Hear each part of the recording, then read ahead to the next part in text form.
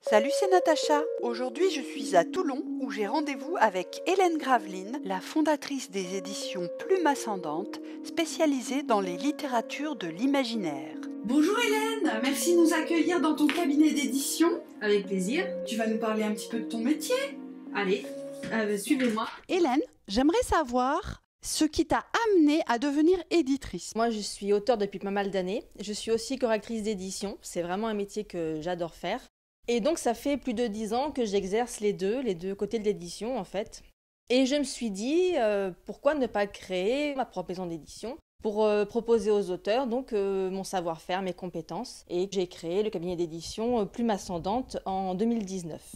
Maintenant, Hélène va nous expliquer le processus de l'édition d'un livre. Alors, je vais prendre l'exemple donc de l'anthologie Terre du futur. Nous avons lancé le concours en février 2020. Quel était le thème qui a été proposé aux auteurs? Pour ce premier concours, j'ai choisi de proposer aux auteurs un thème post-apocalyptique, c'est-à-dire qu'ils situent leur histoire plusieurs centaines d'années après un cataclysme qui aura ravagé la Terre. Je dois dire qu'ils ont quand même pas mal répondu et pas mal proposé d'idées assez surprenantes. J'ai reçu 90 nouvelles par mail, je les ai lues et je les ai transmises ensuite à mon comité de lecture. Une fois les textes sélectionnés, nous avons évidemment informé les lauréats et là on a commencé donc l'étape des corrections. En parallèle, maintenant que nous avions les 10 meilleurs textes, nous savions à peu près quelle serait l'ambiance du livre, donc j'ai transmis les nouvelles à l'illustrateur. Pour cette anthologie, l'illustrateur est Jean-Mathias Xavier.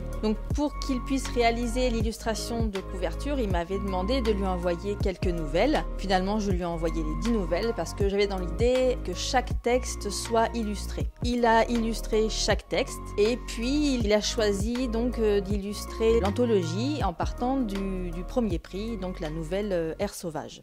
Une fois le bon à tirer prêt et une fois l'illustration prête, j'ai transmis les informations à l'infographiste. J'ai choisi une infographiste de Toulon. Je lui envoie donc l'illustration de couverture, la 4e de couverture, les noms des auteurs, tout plein de petits détails qu'elle devra ensuite mettre en forme sur la couverture. Ensuite, dès qu'elle a fini, donc elle m'envoie le document.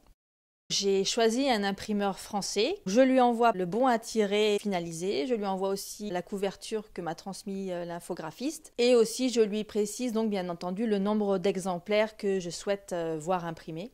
Et donc, après ça, on prévoit la date de sortie du livre. Après que le livre soit paru, il y aura toute la phase donc de promotion du livre avec des salons, des dédicaces. Bien sûr, je distribue les livres que je publie dans toute la France. Bon, Natacha, merci d'être venue.